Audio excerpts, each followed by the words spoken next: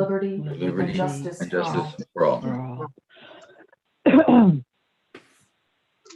Okay. Roll call. How do you want to do this, Joanna? How do you usually do it? Do you go Well, down the list or? Why don't I go down the list?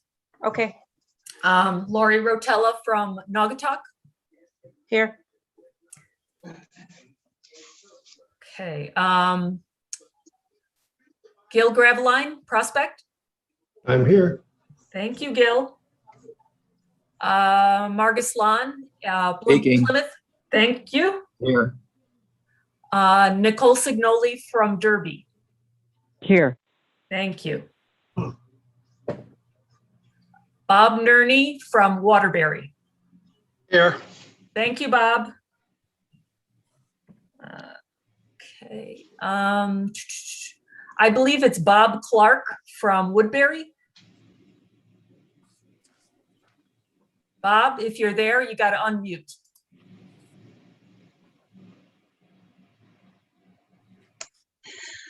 Sorry. Okay. Bob Clark is here. Okay. And let's see, I believe I've gotten everybody from the Regional Planning Commission membership. Have I missed any of the Regional Planning Commission members? Okay, at present, we've got 6 Regional Planning Commission members. We have not attained a quorum. At this time, I'd like to introduce some of our new NVCOG staff. First, let's start with Christine O'Neill. If you want to just say hello and what you're doing at the NVCOG. Sure. Oh, and Gwendolyn hopped over to say hello as well. Sorry about that. Yeah, hi, my name is Christine. I'm the new regional environmental planner. I work under Aaron, and I'm doing a very wide variety of projects, from helping with grants to water planning to municipal solid waste. I have a background in land use, so I'm very happy to be here tonight and just kind of soak it all in. Great, thanks. Thanks, Christine. Christine was working for the town of Newtown, right? Yes, so she's very intimate with town planning. Next person, Savannah Nicole Bialba. Hi everyone, my name is Savannah Nicole. I'm originally from the Valley. I'm one of our regional municipal planners, so I work closely with Keith and Joanna on regional and shared municipal service projects. I am very excited to be here, and previously to working at the COG, I was an assistant town planner in the town of Enfield. Great, thank you. Relatively new, although he's been on a previous meeting, is Josh Lacar. Josh, you want to just say some words? Sure. I'm NVCOG's Assistant Director of Planning, and I'm very happy to be here. It's good to see everybody. Thanks again. Thanks, Josh. Okay, and then also on the call, Keith, you want to just say hello? Hi, everybody. Keith Rosenfeld. And we've got Aaron Budris. Aaron, want to say hello? Good evening. Good to be with you. Thanks, Aaron. Have I gotten all the NVCOG staff? Richard Crowther. He's hosting right now for the YouTube live streaming. So I will just say hello, Richard. Hello, we have one live streamer. Great. Okay. All right. So the roll call is done. Okay. I'll leave it back to you, Lori. Okay, this is where public comment. Is anybody from the public on who would like to make any comments? Our process for public comment is that they submit their request one day before the meeting, and we did not receive any requests today. Or before the meeting, we didn't receive any requests. Okay, next item would be the minutes from the April 6, 2021 meeting. Has everybody had a chance? Oh, we don't have a quorum.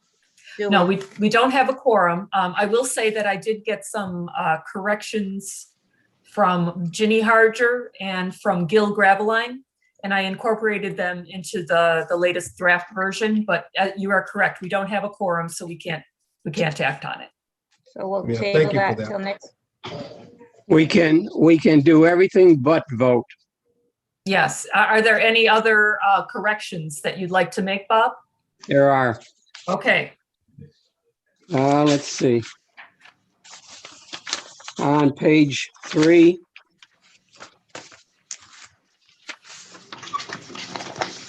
And under other in the second paragraph. The Go ahead.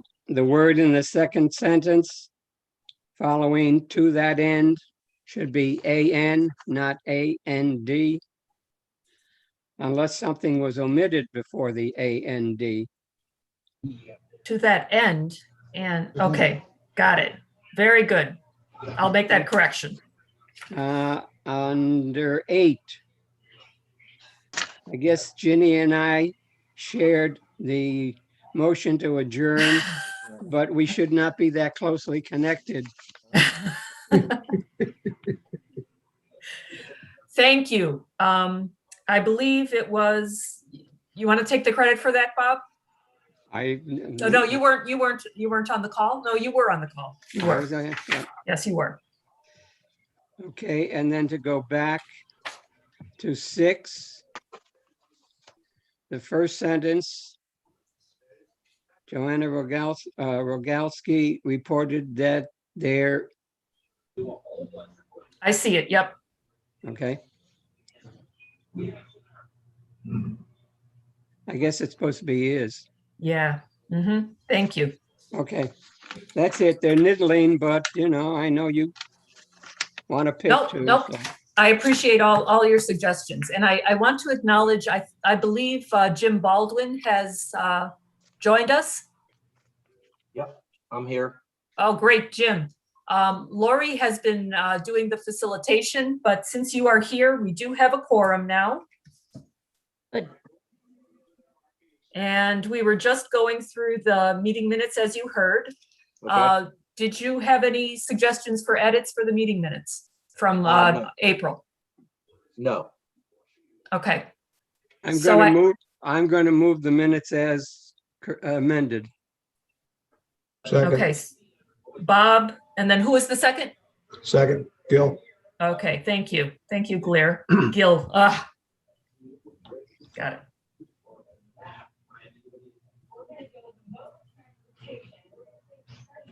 Okay, we have a motion by Bob Clark and a second by Gil Graveline. Lori, do you want to go ahead, ask for a vote? Is everybody in favor? Aye. All in favor? Aye. Aye. Any opposed? Okay, motion passed. Great, thank you. Now, Lori, do you want to continue on or would you like Jim to continue on? It's up Get to you. handed over to Jim. Jim, we're on 2B referrals. Okay, to be referrals with Keith. Yes. You bet. I'd like to report that since our last meeting, we've had 8 referrals sent to the NVCOG, 5 from member communities, and 3 from neighboring communities whose action may have effect or could have effect on our COG communities. Starting with Southington, we had one to amend zoning regulations to conform with National Flood Insurance Program. This was done by the town PVCC in addition to their regulations concerning flood regulations.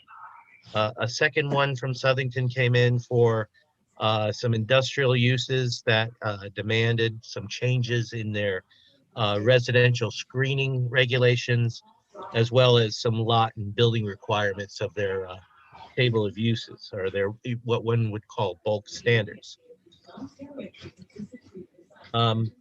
Another one came from Monroe.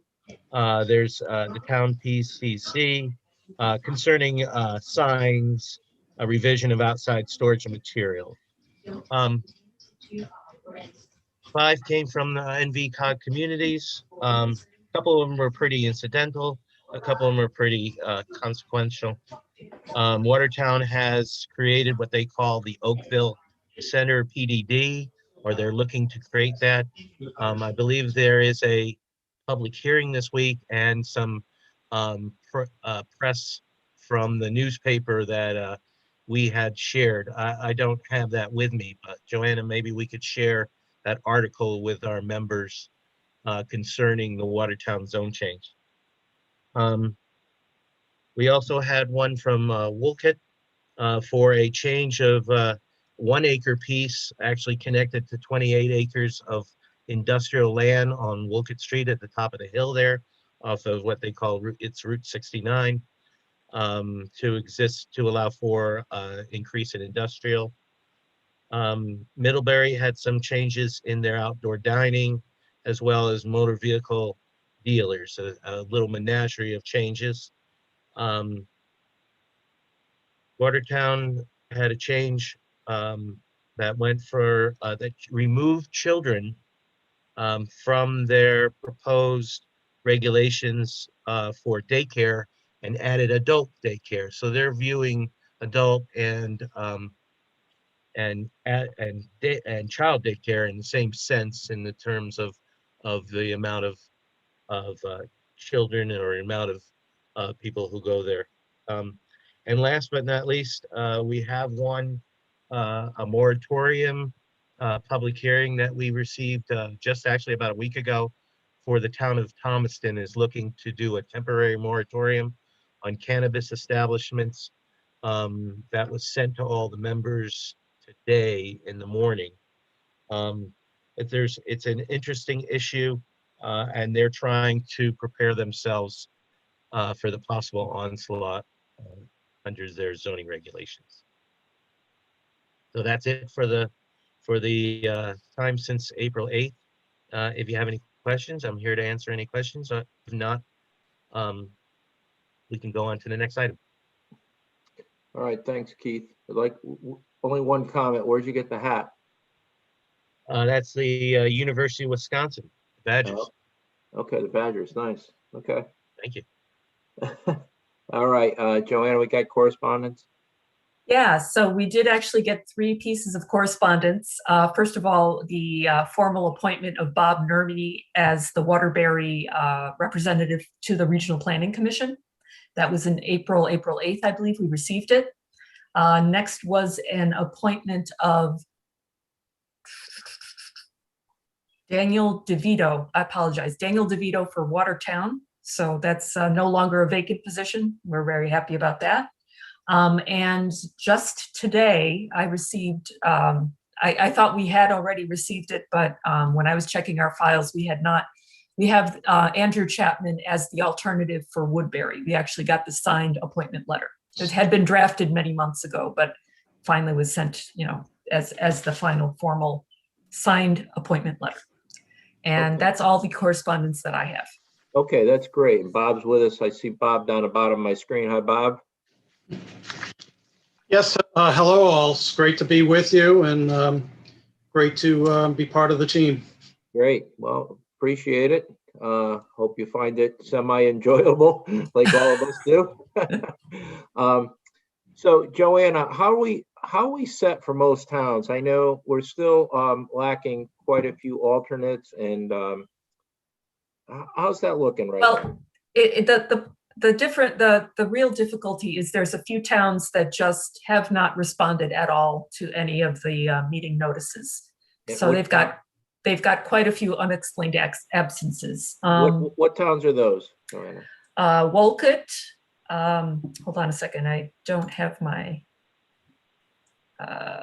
So right now we're at 7 as a quorum, and there are 13 towns that have representatives assigned.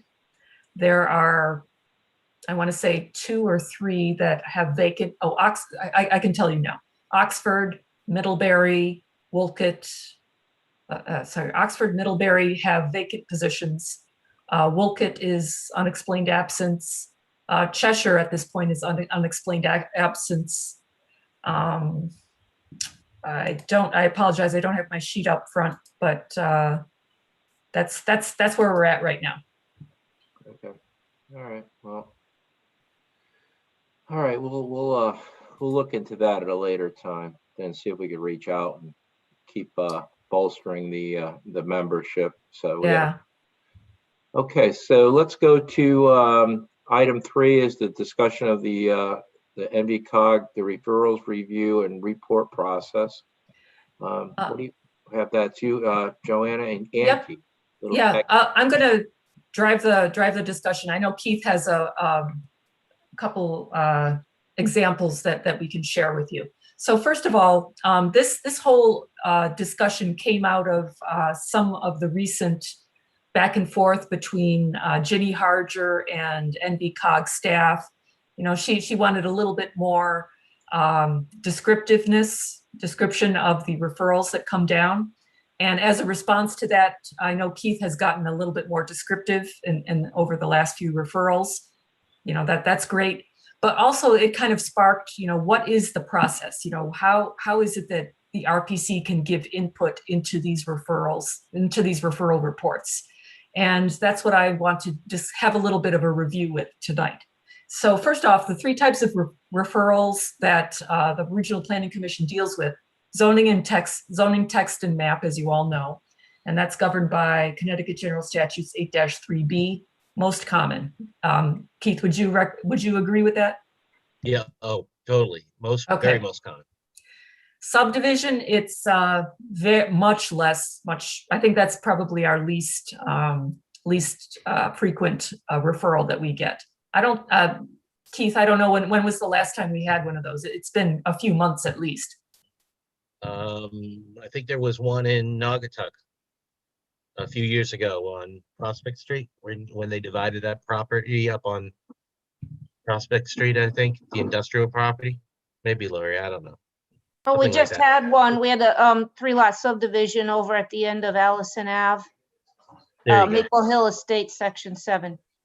That Mhm. was last year, I think the beginning of last year. Yeah, Yep. so it's been a while. It's definitely not as frequent as the others.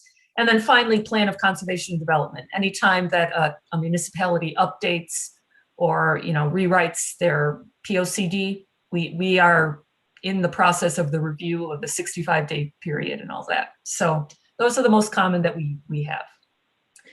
So if you can see here, can everyone see the, I just want to make sure it's not too light.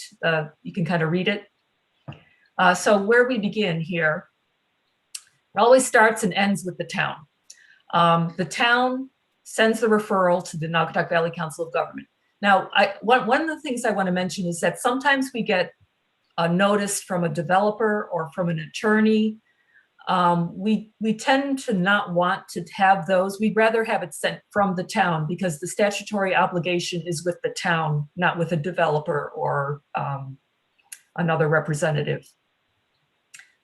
So once we receive that, the NVCOG sends a receipt of confirmation of that referral, and that satisfies Connecticut General Statutes 8-3B.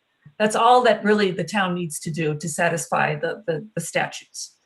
But from there on, so we usually have our administrative assistant send the referral files. Well, she first creates a folder for it, and then the referral is sent to staff. The staff starts to review and research what this referral is about.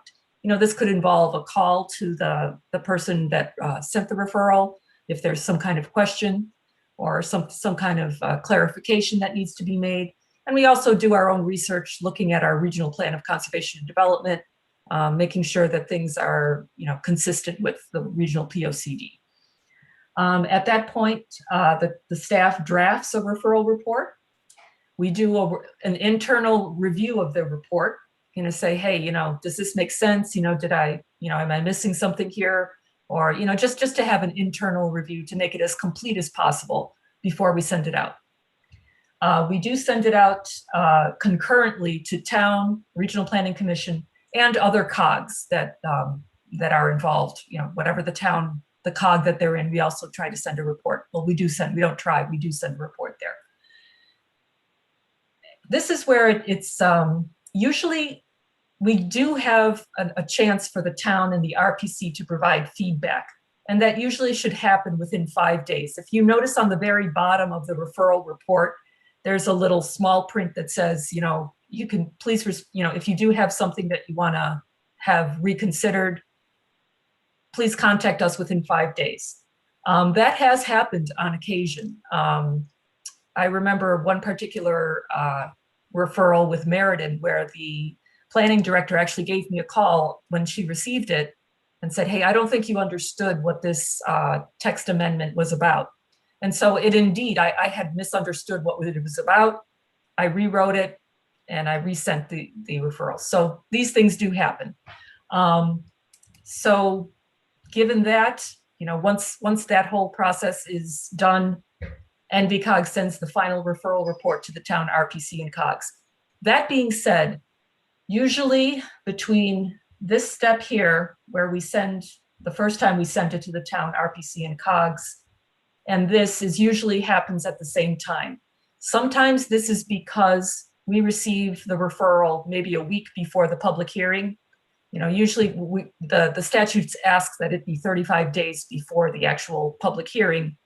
We understand that that's not always possible. But the reason why sometimes you guys are not given that full chance for RPC feedback is because there's just such a short time between public hearing and between the submission of the referral and the public hearing. Keith, did you want to say any words about this process? Nope, you did Nope. fine. Okay, great. So that's pretty much the process, and it's open to change. If you guys have any suggestions for how to make this better, or we're running this as if the staff is doing pretty much the whole referral reports. We're kind of taking over that function. However, right now it truly is the Regional Planning Commission that is driving the show with the referrals. We've just been kind of delegated that, and we've been doing that for the last few years. But if there's something that you guys want to do differently, we're open to suggestions. So I will leave it to Jim Baldwin to take it over. Well, first of all, I'd just like to say, Gil, go ahead. What do you have to say? Sorry. Before we got too far out of this subject, you had of the three items, one was a referral was for subdivisions. You don't get every, oh, there it is. Thank you. You don't get every subdivision out of every town, do you? Or only larger ones, or ones close enough to? No, I have to qualify that. That's for, I should have put out a note. That's for subdivisions that are within 500 feet of a municipal boundary. Okay, all right, that makes sense. Okay. Yeah. I'm saying, geez, why be bothered with some? I know, right? No, Yeah, we don't need everyone. No, absolutely Is not. it 500 feet of the boundary, or is it or it actually has to abut the town boundary?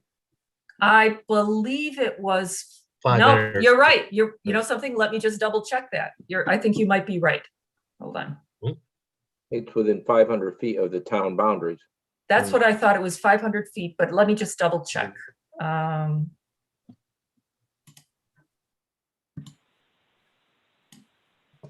26B. If you guys want to continue talking, I'll just double check. I think the process, I don't see any deficiency in the process. This process really has been the way things have been handled even before, when there were smaller regional planning commissions. I don't think there's a problem with the process. And, all of us, on this commission here, we all have years of experience with our planning commissions, and we realize that input or that referral back, is very, very important, because it may confirm or it may add a different opinion or a different way to look at something to a town's process, or when they're considering an application. So I think it's very good there. So I wouldn't add, I can't add anything to it. And I think I think in the times that we're in right now, this is, the most strangest period that I've ever seen in my lifetime. I'm going to be 60 years old, been involved since I was a young guy, about 21. But the funny thing about it is we're seeing more and more different ways of, different types of subdivisions, different types of thinking, different types of housing. So, this is going to become, this process is great.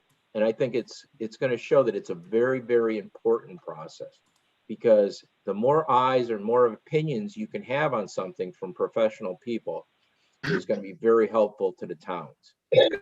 Because every town's basically made up of, you know, a planning commission or is a planning and zoning combination, everything else. They're lay people. They don't see it from the 40,000-foot view, where, you know, the staff and everything else working in multiple towns can help out there. So I don't have anything to add. And I think, you know, moving forward the next so many years, I think this is going to become, you know, very important for the towns and communities that, you know, we're serving here. So I don't know if anybody else thinks that, you know, if anything would be changed, or any other addition to this process would be a good thing, you know. But I think it's good the way it is. That's just my opinion. I would actually, it's Bob Nerney. I would actually go one step further and say that it's run very well. I've worked in other communities operating under, you know, different COGs, and the timeliness in which the responses come back is quite good. So I think that's a credit to the COG. Yeah, thanks. We try to do at least a week before the public hearing. Yeah, and I think it carries, you know, the referrals carry a lot of weight. They really do. You know, whether some towns like them or not, they carry a lot of weight. I do believe that, at least in my experience. But I just want to mention that the referrals are purely advisory. So, well, just a FYI, they're advisory. They're advisory, but they're good advisories. So, well, thank you. Anybody else? And thanks to Keith for the don't give him too much credit. His hat won't fit. Does anybody else have any comment on this? Yeah, I'd like to say that during my time on the commission, I've noticed that the return time has gotten better. Much better. Very good. We're hearing all positive things, Joanna. Live and learn. Live and learn. Yeah, real quick, Gil Graveline. I know this is like a living document. It's not set in stone every 10 years. So if anybody, and even at the COG, comes up with a different idea, or who knows what's coming out of Hartford half the time, you know, we can live and learn and adjust accordingly, you know. So, and I found that to be very helpful also. Thank you.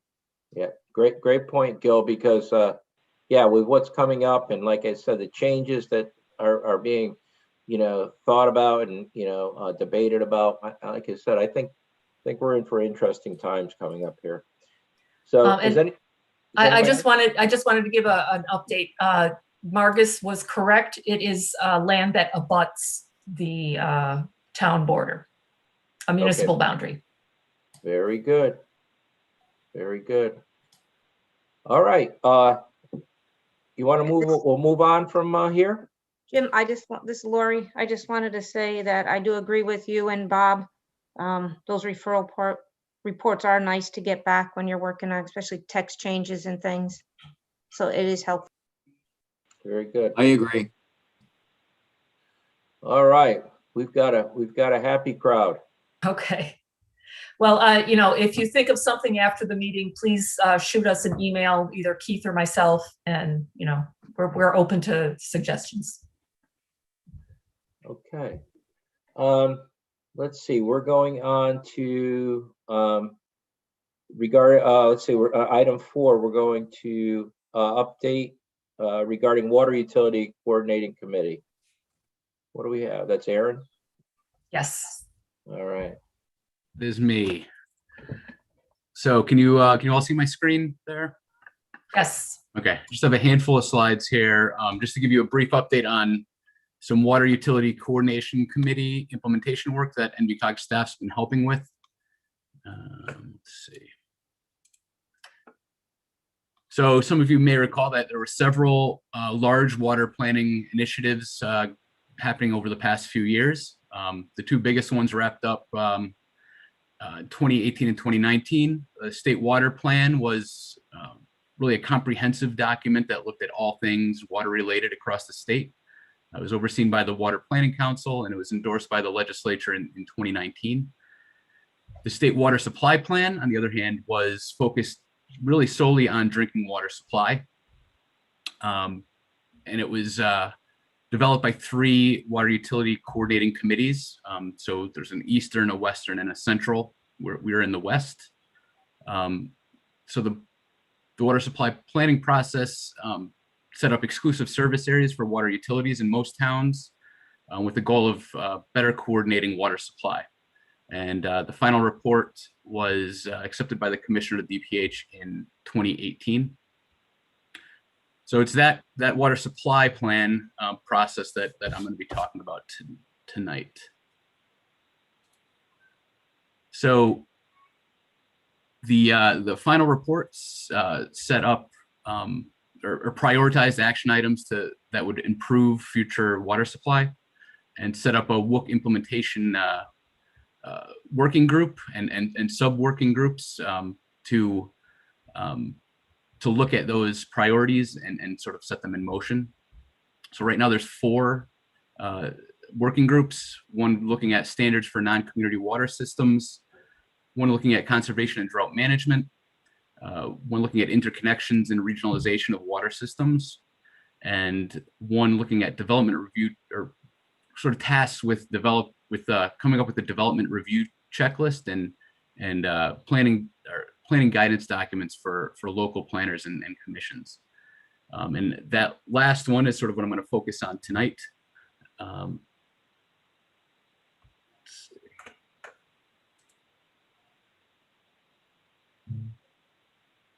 So that 3rd or 4th working group met last year and last month, and identified a need for guidance for local planners and developers in 3 sort of distinct areas. The first one is for source protection, really focused on source protection, looking at projects within drinking water supply watersheds or aquifer protection areas that may have an impact on water quality. The second sort of area that we identified a need was for projects within or outside of exclusive service areas that may be proposing a new water supply, or proposing tying into an existing water supply. So sort of focusing on the Department of Public Health's Certificate of Public Convenience and Necessity process. And then the third area that we identified as having a need was sort of general best practices and guidance for local planners and commissioners, including water quality and supply in their local plans and their regulations, and really in their day-to-day work as well. So for projects in drinking water supply watersheds and aquifer protection areas, one of the main concerns that we heard repeatedly during the planning process was from Department of Public Health and from water suppliers, water companies, that there's a perceived lack of reporting or underreporting of new development to DPH and water companies, and that notification is required by Section 8-3I and 22A-42F of the general statutes. Basically, DPH and water companies need to be notified of any application in front of a local commission that is in a drinking water watershed or aquifer protection area. So to sort of get a handle on whether or not that actually is an issue, we did an informal survey of I think a dozen towns that have aquifer protection areas or drinking water watersheds. Basically ask them if they require or encourage those notifications. And the results showed that that perception that there's a lack of reporting is probably correct. Of those dozen or so towns, about half of them were aware of the notification requirements, either had them incorporated into the regulations or processes, or were at least trying to comply with them. The other half were unaware or confused, or otherwise not requiring notification. Towns seemed a lot more aware of aquifer protection area requirements, which makes sense because those are really tied to local regulations. And talking to those local officials. And when I say we did, I mean Christine O'Neill, who's on the call now, who's our new environmental planner, made those calls. And in conversation, she said, there seemed to be consensus that guidance on this issue would be a good thing. So we started drafting a checklist and a guidance document that could be adapted for use by local officials or applicants. So that document right now, sort of points to the DPH map where you can find out if your project is within a drinking water watershed or an APA. It outlines the reporting requirements. It talks about local APA requirements if those are in place. It ensures that requirements have been met. And it also provides a little bit of education about potential impacts of development on drinking water.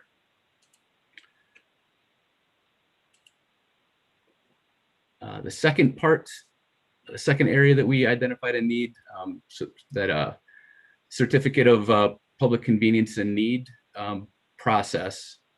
So we reached out and we met with Department of Public Health staff. They've done some work trying to help applicants and towns understand that process. And if you look at the flow chart on here, you can see it's not easy to understand. We had, the staff from DPH had a hard time explaining it to us, so I think, we need to do a lot of work there to sort of help clarify that. The issues that came up around that were that water companies and DPH sort of complained throughout the planning process that they're sometimes notified really late in the application process, that either the water company is expected to supply water to a new project, or they are, proposing even a new well within an existing exclusive service area where the water company has the right to serve water to that customer. So I think, I think this is really more in the water supplier and DPH wheelhouse. So, it's sort of going to be left to them to come up with this this guidance, but we are working with them to develop something. The third, looking at best practices that can be implemented locally. We started drafting a document aimed at local officials, outlining things that municipalities can do to protect water resources and plan for water supply. So things like incorporating those notifications into local regulations, including relevant water issues in local POCDs, revising zoning regulations to encourage or require LID practices, especially when they're in water supply watersheds or aquifer protection areas. And also providing or even requiring specific training about drinking water to local commissioners. At this point, we're still working with DPH and other WUCC members to sort of flesh out those ideas. That's really all I had to talk about. So if anybody has any questions, I can try to answer them. I have one question. If you go back to your first slide, notification, this one right here, when an application, petition, request, zoning, planning commission, zoning board of appeals, and concerning a project is within the aquifer. Okay, so for example, Seymour, we have a whole side of town that lies within an aquifer protection area. Yes.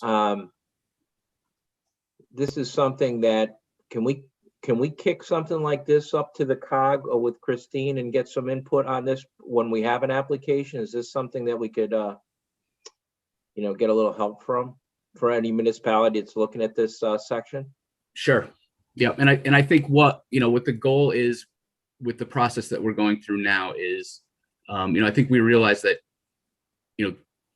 guidance documents really need to come from the Department of Public Health when they're dealing with water supply. And it's really DPH regulations that are driving this. So, DPH will release some guidance on this. And these two, well, at least one of these, I think is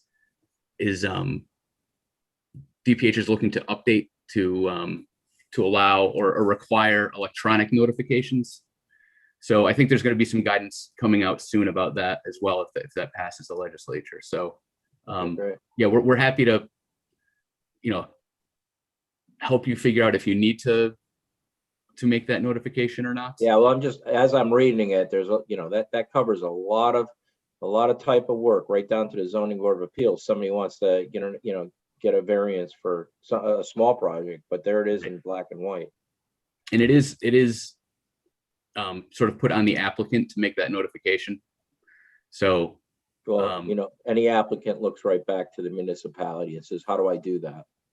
And I think you bring up a really good point, because like you're mentioning, Seymour, you've got this huge swath of area that's in an APA, but there are other towns that have a tiny little corner of the municipality is in the watershed, and it's a state forest anyway. So they would never have to do these notifications. And then you have other towns where it's practically every project would need to go.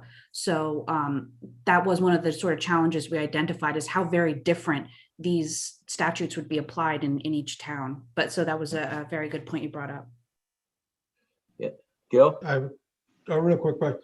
How often are these area maps updated, or how can you get a decent map? Yeah, okay.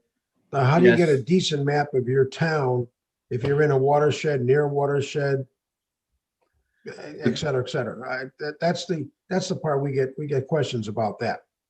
Yeah, and I think until probably last year, I think the water company was required to publish a map in each town where they have water supply. Now, Department of Public Health has published this interactive map on their website, and I can provide a link back to all of you with the minutes, where you can zoom into your neighborhood, and it's a very accurate map. So you can zoom right into a property and figure out if they're in a water supply watershed or a APA. We're also working with Yukon Clear to get this both of these layers and the exclusive service area layers put up on the CT Eco web map, which includes basically all of the other state data. And hopefully, eventually, I think the state is looking toward making, an official state map that would have all of this information, plus parcel lines and all of that online. So it would, potentially make it even easier to find. Right now, this map is sort of buried on the DPH website. So, part of what we're working with DPH on is making sure that it's more readily available and, understandable for applicants and local staff and whoever else is pointing applicants to this information. Okay, great. On one last note, if you go to your third slide, from where you bring up this diagram that looks like a boiler section for a hospital heating system. Yeah. In the real world, you contact some of these our suppliers, whether it be Aquarian, regional, or throughout the state, on some of these major projects, and you basically get a stone wall, and they basically come back with a reply, don't even bother us until there's all approvals in place. I think the companies themselves need to do a better job. That should be brought out, in anything like this, but they need to do a better job communicating with planners and things like that are seeking information. They're pretty poor at it. Yeah, I've heard that. I've seen finger pointing on both sides of that equation, and I think having it really more clearly outlined, what is expected of each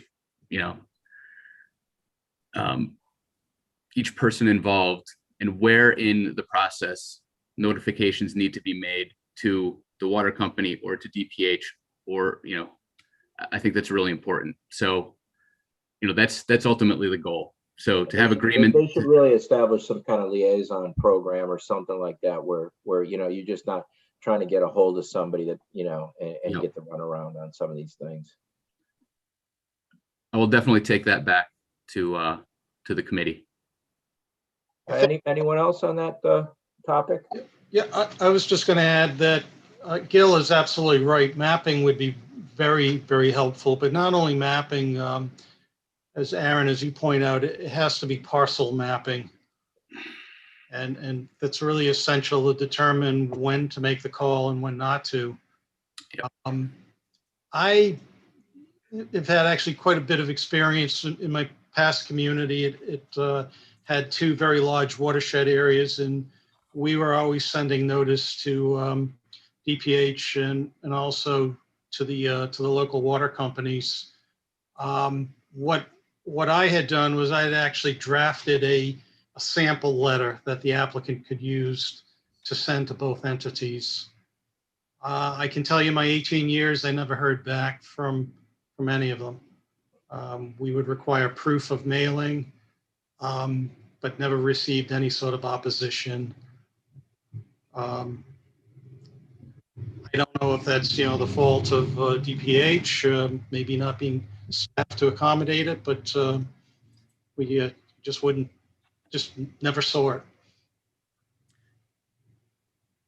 Yeah, so on the mapping point, luckily in our region, we have added the water supply watersheds and aquifer protection areas to our regional mapper.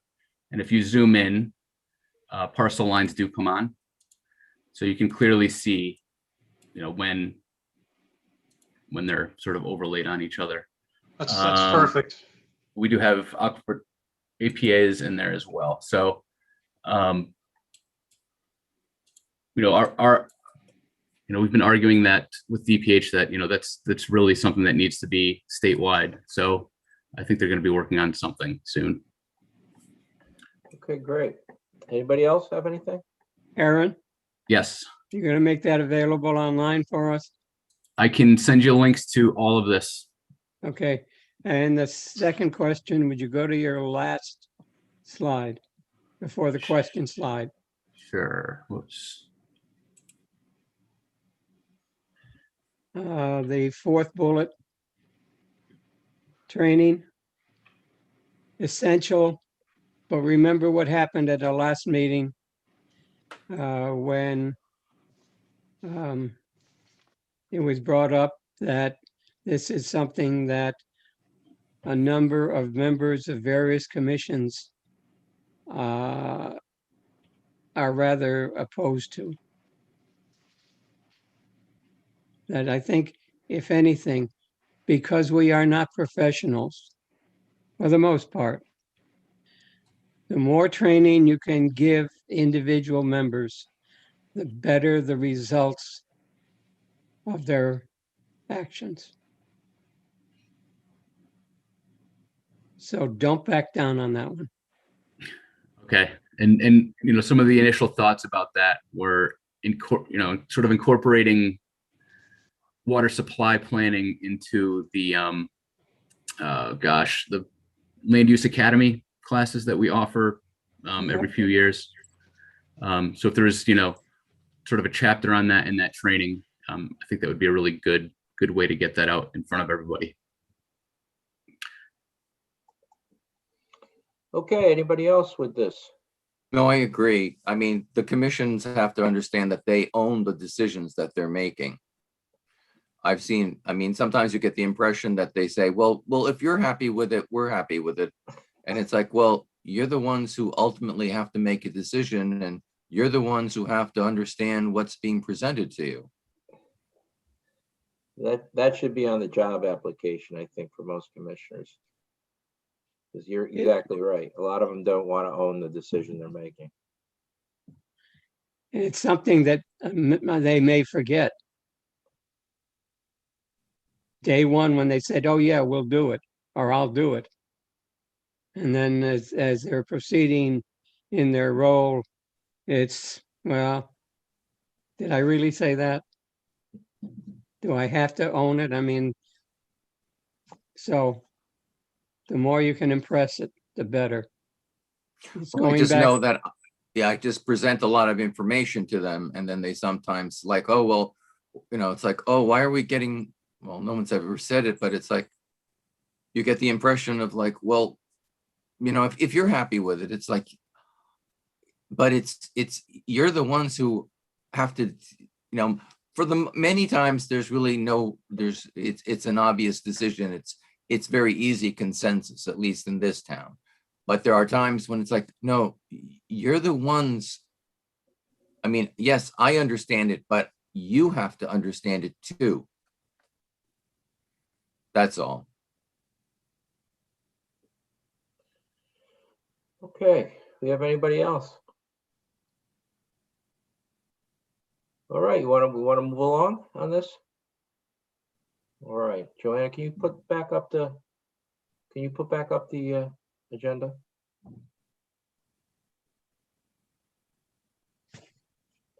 Can you all see it now? Okay. Yep. All right. All right. Well, let's do a round table. And where should we start? I'm missing on my screen when you do that. I lose everybody. I can run down the names of the people who are, if you'd like. Yeah, do that for me. Go ahead, Joanna. Okay, why don't we start with Bob Nerney?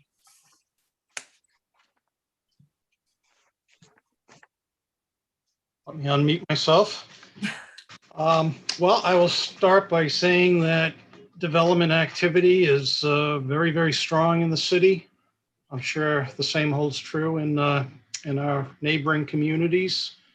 The area that's particularly strong is our residential sector. We're seeing interest in lots that have been dormant, developments that have also been dormant.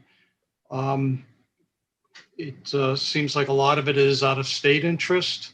That's just anecdotal, but it's a lot of inquiries from neighboring states.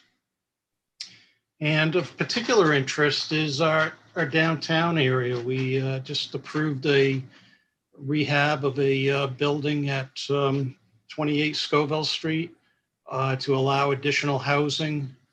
Apparently it's currently at 100% occupancy. The ground level had previously been used for medical offices, but they're looking to switch to housing. And as part of that, they're proposing a major upgrade of the facility and the grounds itself. And we also have other properties in the downtown for similar purposes, sort of entry-level housing, young, single, smaller units that's being talked about. So that, combined with some of the physical improvements that are about to get started in the downtown, I think it's going to make for a very interesting future. We're hoping that the two private investment and the city infrastructure upgrades are going to pay dividends, hopefully long into the future. Can I ask, oh, I'm so sorry, that was my dog. Can I ask a quick favor? Can I ask anyone who's introducing themselves, can you also say what town you're from? Because I don't have the names connected to the towns yet. Yeah, that was Waterbury. Waterbury, thank you, sorry. All right, thanks, Bob. Who do we have next, Joanna? We're going to have Gil Graveline from Prospect. All right. Okay, since you mentioned Prospect, I don't have to do it, but thank you anyway. Little town, we have a couple, again, I mentioned it last time, home occupations. With everybody home, they're picking up little home occupations. They're finding out that they can work from home. We have two in-law apartments that we approved. So that's pretty strong. It's working out well. And we also have something new is our large detached garages. If you go over 800 square feet, you need a special permit with a public hearing. And I'm jealous. Some of these garages look nice, you know? So we're having special permits for those. So, and let me see, 1, 2, 3. And we're discussing the marijuana situation. But I think all my guys kind of pooped out on it, and they're gonna go for a little moratorium for a little while instead of coming up with some ideas. So I think we're gonna vote on a possibly a moratorium, so we'll see what happens there and see what the state comes down with and sort of put it all together. It's such a flexible situation. It's hard to put your finger on anything that's coming down. So, all right, if anybody comes up with some real good information, please forward it to Prospect. Okay. Thank you. Thanks, Gil. All right, Joanna, who do we have? Nicole Signoli from Derby. Good evening. Two things just to share with everyone. I did check with the City Hall today, and yes, the new zoning and wetlands enforcement officer, her name is Sarah Carey. She just restarted today, and that was an open position for a couple of months that had happened. And the PDD, that the Planning and Zoning Committee, they had a subcommittee established. That subcommittee then went ahead and several different meetings. They have almost the bones started for that, for the PDD. They are looking at one of the first points they had talked about was adaptive reuse of the properties that we do have in town, because we are 95 to 99% already developed. So whatever we have, that's what they're looking for there. And they're also then looking how to protect residential zones, as well as if there is a way not to make it a deal breaker, but what is the economic perk, the economic benefit to the city when this entity comes in and does development. And that is what's going on, but that's still the bones of it. They have yet gotten, they're going to have a lot more meetings on it. All right, thanks, Nicole. Okay, next we've got Lori Rotella, Borough of Naugatuck. Hi, everyone. Right now we have, I just received an application to go before my wetlands for the Port of Naugatuck. So we'll be starting working on that. That's a big one. That's just starting tomorrow night. The application just came in. Let me see. We have another application on New Haven Road for a gas station, and that one, the neighbors do not want it, so they filed as an intervener. So we'll see where that goes. They did that a couple years ago. The applicant backed out, so I'm not sure what they're going to plan on doing this time. And we're starting our closing of the street, Church Street, June 12th will be our first one. It's kind of like a restaurant night. So we close the street and let the restaurants spill out into the streets.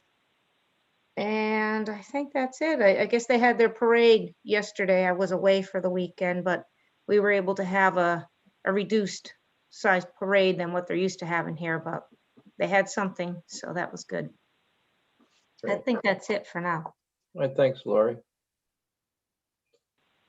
Okay, next we've got Marcus Lund, Town Hi, of Plymouth. can you hear me? Yeah. Good. On July 8th, we have a rezoning of at the intersection of Route 6 and Seymour Road that's proposed. There's like 3 properties that are currently residential that the commission would like to see become C1 in commercial.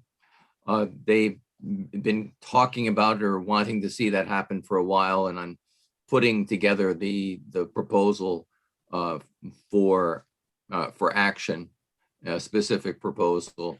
It's more than 500 feet, so I will not be needing to advise the Council of Governments, but you will be receiving a notification from me in the near future that it's being proposed so that you're aware of it. But it's a good distance. It's about very much an interior location that they're seeking to have, wanting to have rezoned. Other than that, that's the highlight. All right, thank you, sir. Next we've got Bob Clark Woodbury. Okay, the zoning commission is still slogging its way through revising our regulations. Originally, the regulation number of pages, the consultant came in and said, you have too many pages. Well, the consultant's result in helping us, as if anything, made it even larger, but that may be due to a lot of things like hyperlinks, et cetera. It's the regulations are now much more closely attuned to the 21st century in terms of availability. The Planning Commission has had a couple of topics. One of them is the matter of affordable housing. They met with the town consultant and spent some time at their April 7th meeting in going through just what Woodbury should do in terms of affordable housing. It went back and forth, and I'm not going to discuss what is in it because to me, until it becomes real, there's hardly any sense in going into the details, just to give you the general picture that there was a discussion and that Woodbury is not where Woodbury should be. And both planning and zoning are aware of that. And as a result, planning, well, first of all, the zoning chair came up with a motion that he took to planning, dropped it on them and said, what do you think? And planning said, well, yeah, but, and the but resulted in planning coming up with its own motion, both of which were presented to the first selectman. I'm not sure they made it up to Hartford before the final vote was taken, but essentially both commissions agreed that Hartford was out of line as far as we were concerned.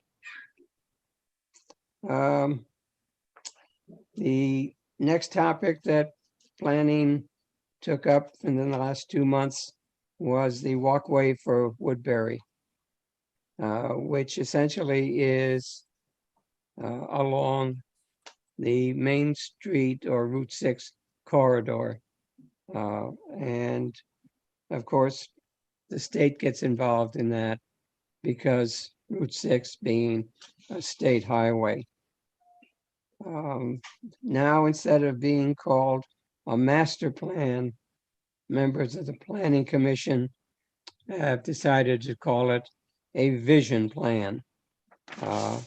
And there is a request for funds for an evaluation of just where this should go, how far it should go, and so forth.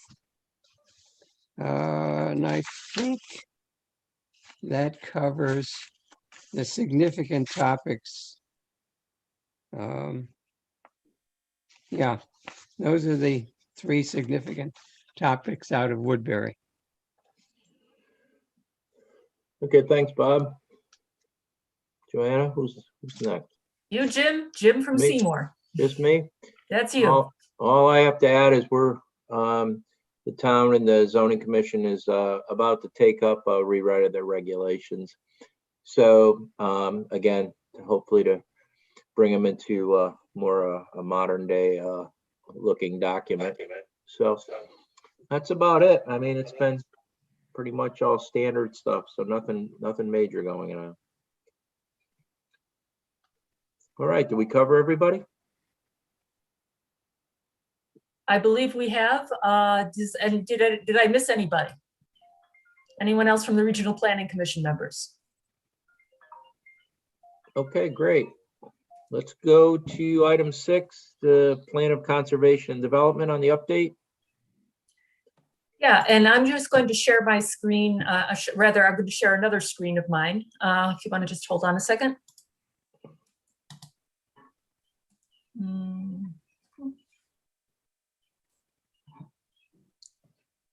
Hold on a second.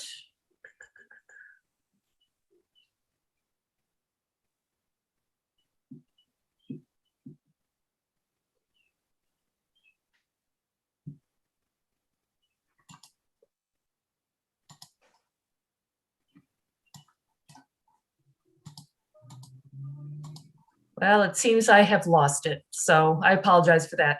Let me get back to there. So what I'm going to share with you, I'll just let you know that because we have extra staff, we're moving a little bit more quickly on the RP Regional Plan of Conservation and Development. It's going to be Savannah, Nicole, Bialba, and myself right now doing kind of the heavy thinking and the heavy planning on what are the next tasks and what are the next steps. We have given ourselves a timeline of 18 months to from today, from this month, not from this month, from May to finish this. So September of 2022, we'd like to have a draft ready to be reviewed. And again, for those of you who are interested, but last time around we had a Regional Planning Commission working group that was doing like every other month meetings. We got through 2 or 3 meetings before things kind of fell by the wayside. But if you're interested, you can shoot me an email, and we'd be happy to have a smaller working group from the Regional Planning Commission going through the ideas and planning and the events that we'd like to do for this Regional Plan of Conservation Development. And that's all I have right now for that. Okay, great. Thanks, Joanna. Any questions for Joanna on this issue? All right, we'll move to, let's see, the long-term recovery committees. That's something you've been involved with, yeah? Yeah. So actually, the more immediate short-term needs are kind of falling by the wayside, and that by that I mean, we've got food issues here, we've got vaccine issues there. So there was this unmet needs form process that the state had to help devise. I haven't gotten any new unmet need requests since April 1st. So right now, the long-term recovery is focused on how the American Rescue Plan Act will be, the money from that act will be divvied up around for projects around the state. So that's what the long-term recovery is being focused on right now. And, more regionally, the NVCOG region, we're working on the SEDS plan, the economic development plan that's for the NVCOG region.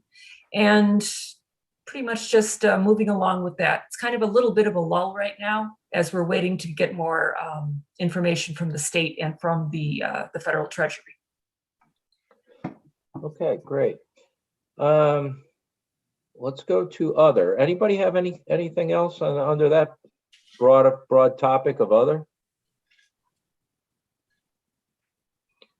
I have one question. I don't know. The Council of Government, all the mayors and first selectmen and so on, they've been meeting. They haven't resumed meeting, right? Only by Zoom.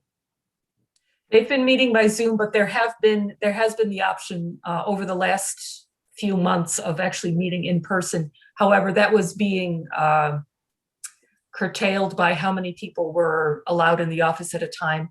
As things are opening up, I know there's been discussion about opening up the meetings to being in-person meetings. So has there been? It seems like some other towns are joining on for the COG, the planning program. Can you give us an update on that? How many other towns might be using the resource right now? Are you talking about the shared planner resource? Yes. Right. So right now there's Seymour. I know Southbury is going through a trial period. Beacon Falls.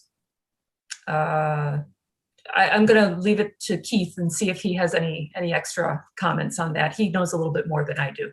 Okay. I believe we're somewhere in the process with Bethlehem, but I'm not privy to where we are exactly at. But I would assume that they are looking at us as an opportunity or option for their town planner. That's about it. Okay, I was just wondering if the more of the the first selectmen and mayors, once if they kick that around or discussed it or have had some kind of report presented to them. But like I said, for some of the smaller communities, it's a great option. I was just wondering if there was any more update on that. But okay, anybody else with any other information or anything they want to share? Okay, hearing none, we'll move to the item 9. We'll go take a motion for adjournment. So moved. So moved by Bob. Give a second. Second. All right, second. All right, all in favor? Aye. Aye. All right, Aye. we're adjourned. We got our next regular August 3rd. That one I won't be able to attend. I can tell you that. That's my 60th Okay. birthday. So I plan to be visiting my friend Don Julio. Fantastic, fantastic. If I could just ask, who was the second on the I think it adjournment? was Lori. Lori? Oh, great, thank you. Okay, All right, guys. Good night, thank you, all. everybody. Good night. Good night. all. Thank you. Thank Nice you. meeting you. Enjoy your